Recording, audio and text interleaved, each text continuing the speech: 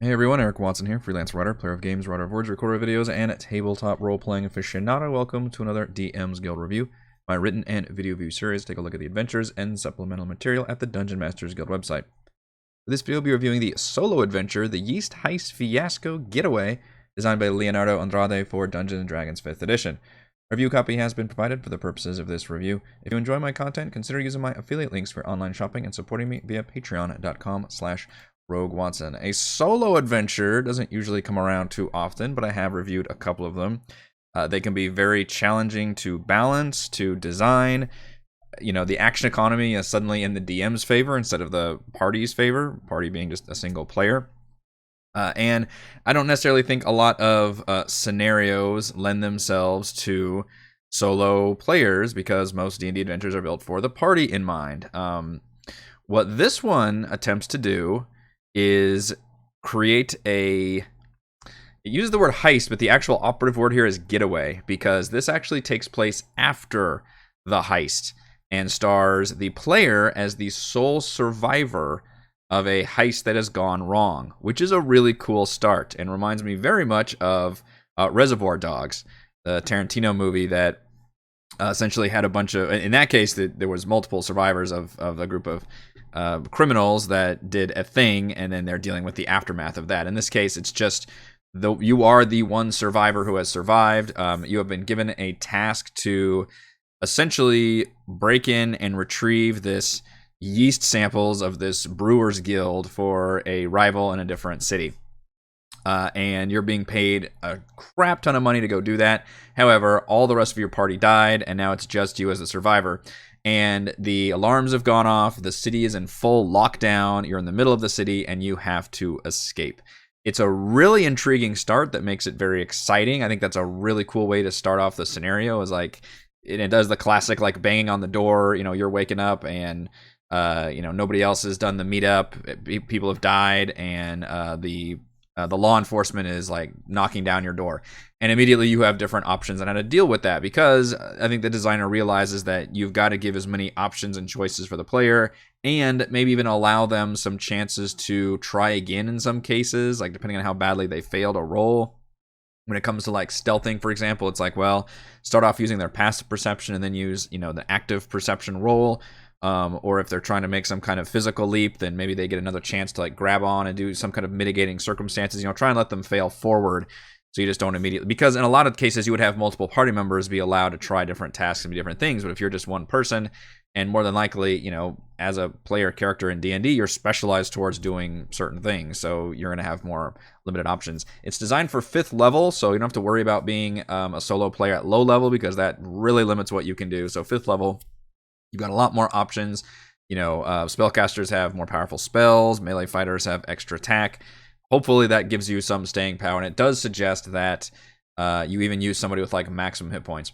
What I really enjoy is there are backstories available for because this can be designed as a one-shot or as like an introduction to a campaign or something. I guess if you wanted to use that as somebody's backstory, which could be really cool for a rogue especially, or any kind of thieving concept character.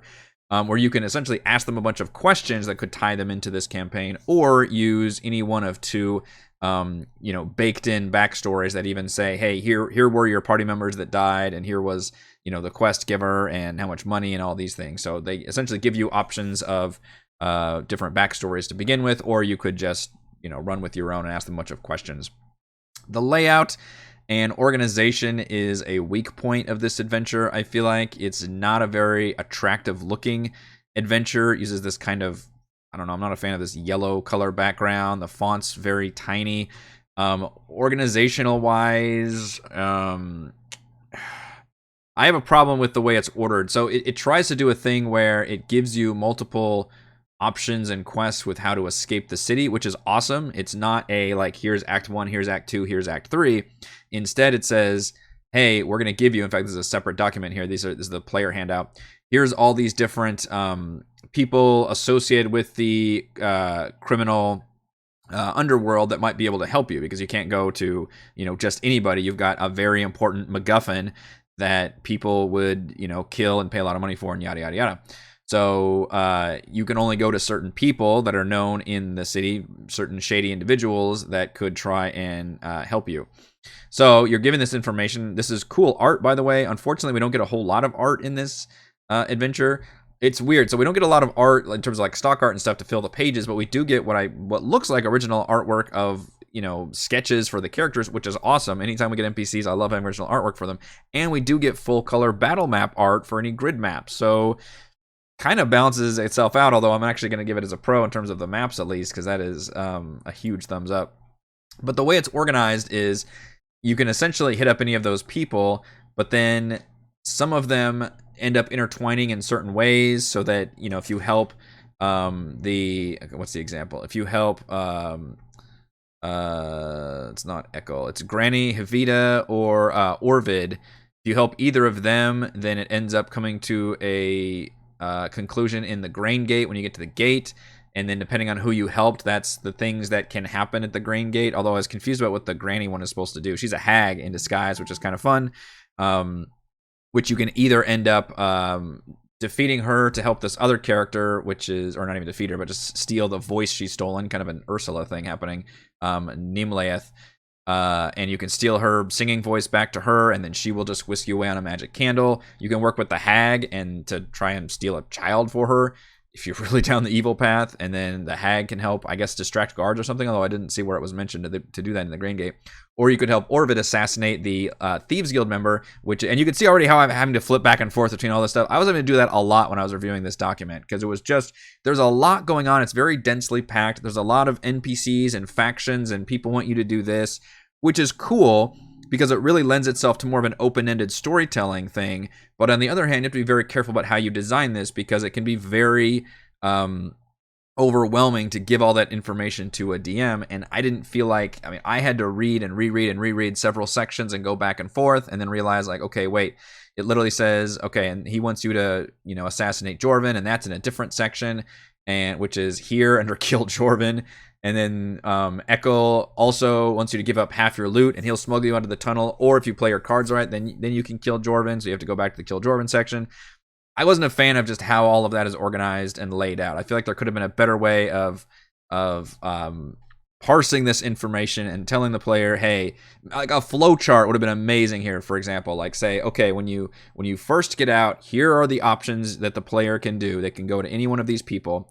And then based on what they do, like for example, Granny Havita, you can then either help Nimlaeth or work for the hag, and then end up going through that, and then that leads you towards this conclusion, and then this one goes to that. Like some kind of visualization of all these things happening would have been a huge help, because it is very complex to try to read all this stuff. On the other hand, I think it does a great job of reflecting how that genre works, and I really love the one where you have to end up, as somebody who just got done with a heist, and you've got this MacGuffin material and are just trying to escape, you end up working for equally shady criminals to assassinate another criminal, just as for the reward being, they either use their smuggler tunnel to escape, which of course has its own, traps and enemies in it, or you end up getting some party members to help you, like NPC party members help you escape out essentially the main gate, and there's different complications for there.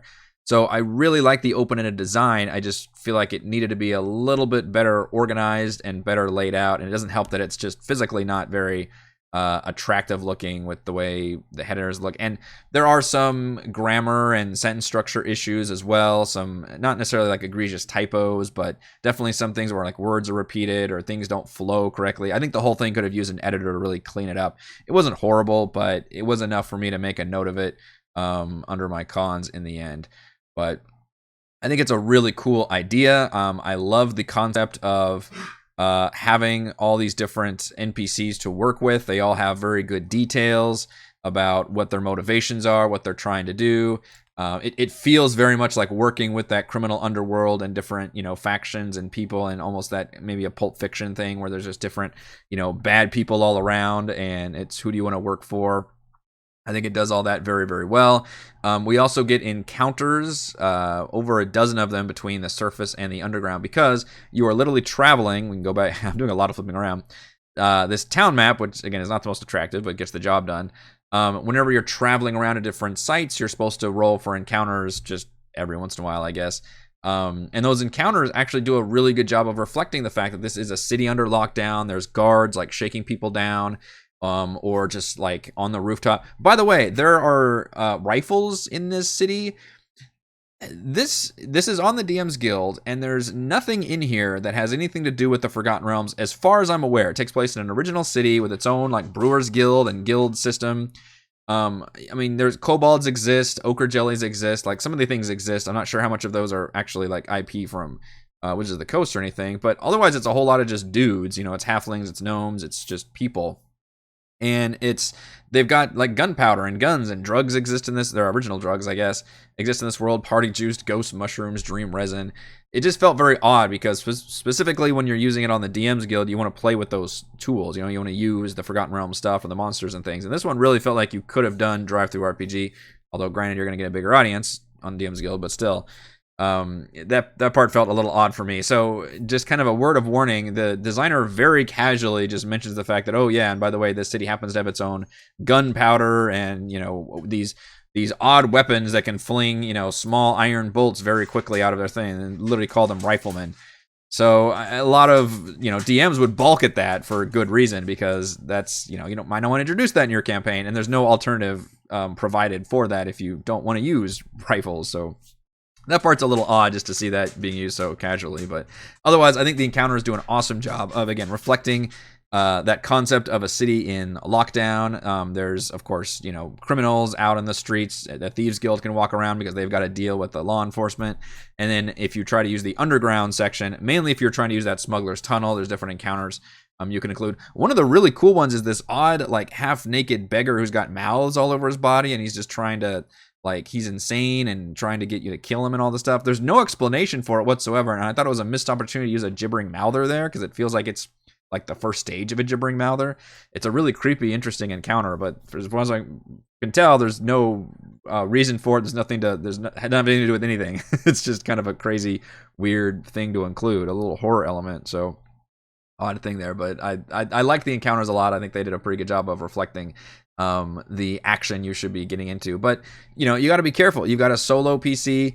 You're not really designed to have them long rest. It's pretty much a one shot, because you're waking up in the day and you've got to escape, and you need to just, you know, attach yourself to one of these NPCs and work for them.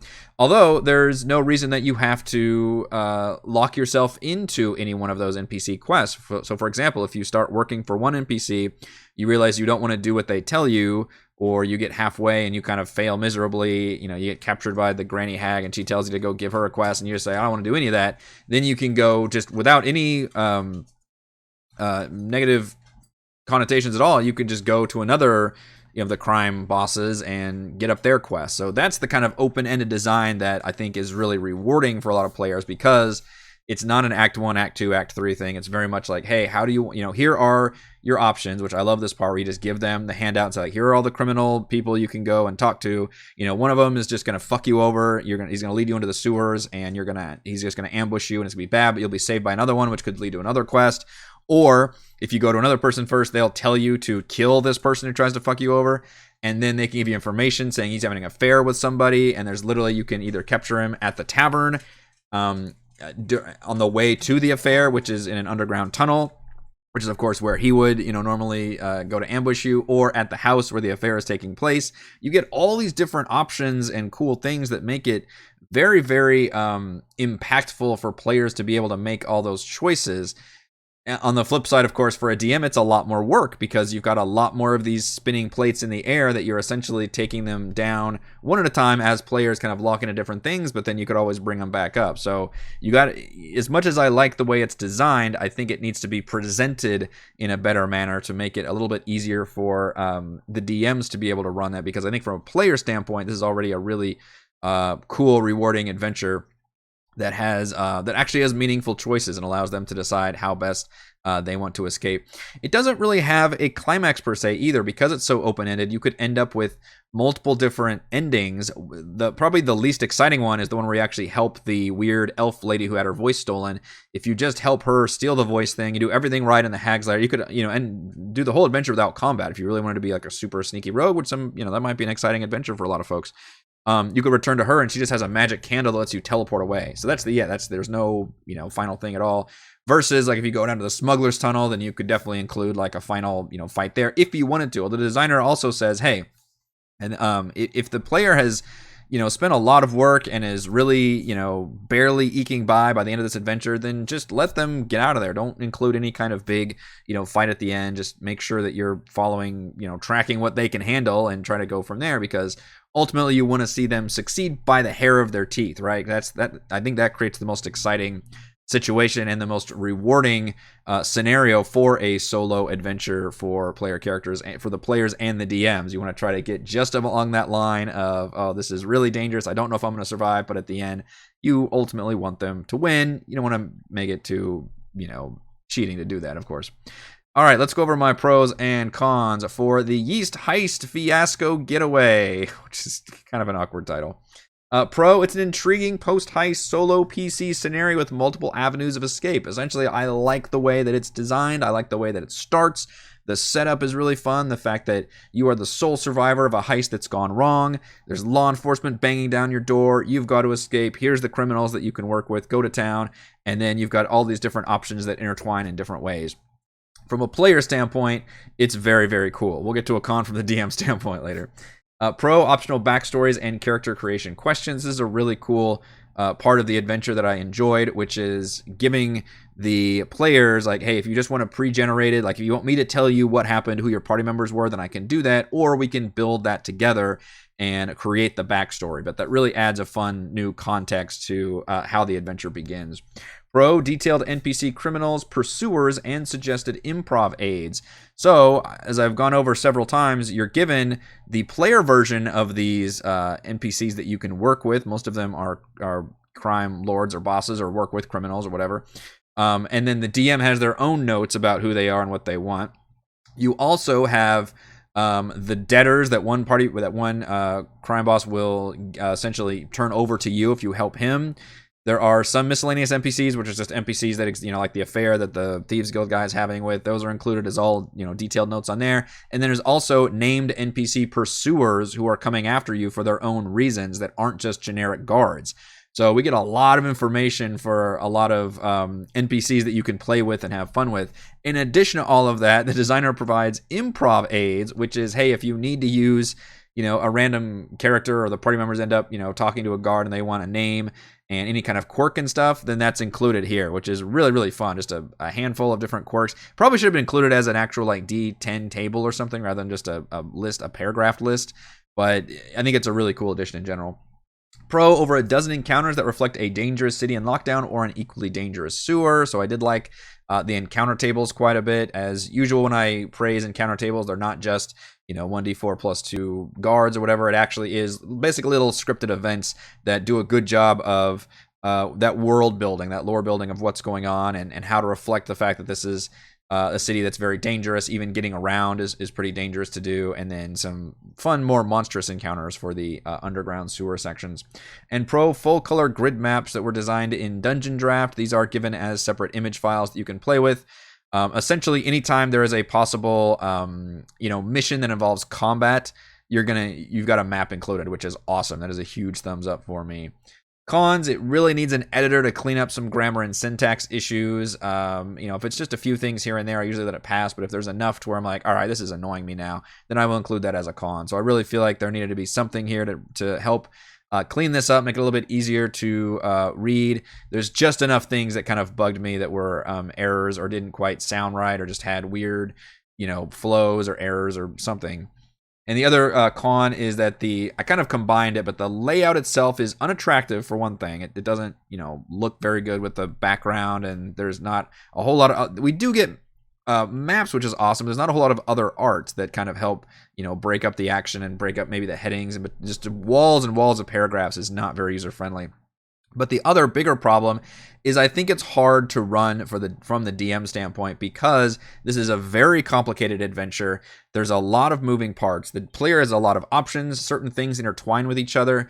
And as presented to the DM, it's not very easy to figure out what all that is. Because initially when I was looking at the table of contents, I was like, okay, ways out. So I guess there's like 6 different quests the players can do. Well, that's not true. Instead, there's like 3 or 4 different quests the players can do, but 1 or 2 of them might branch into other ones, and then like the grain gate is actually the climax of a couple of different quests, and the ambush in the sewers is just another side thing that might not probably ever happen. The smuggler's tunnel is the other like ending one.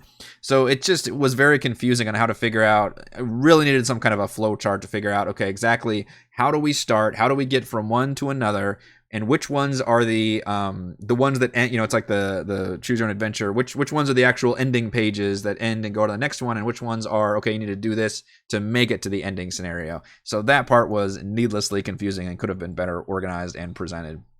Final verdict: with an exciting post-heist intro, suitably shady criminal factions and NPCs, and multiple avenues of escape, the Yeast Heist Fiasco Getaway effectively captures the cool crime Tarantino-esque theme for the solo PC adventurer.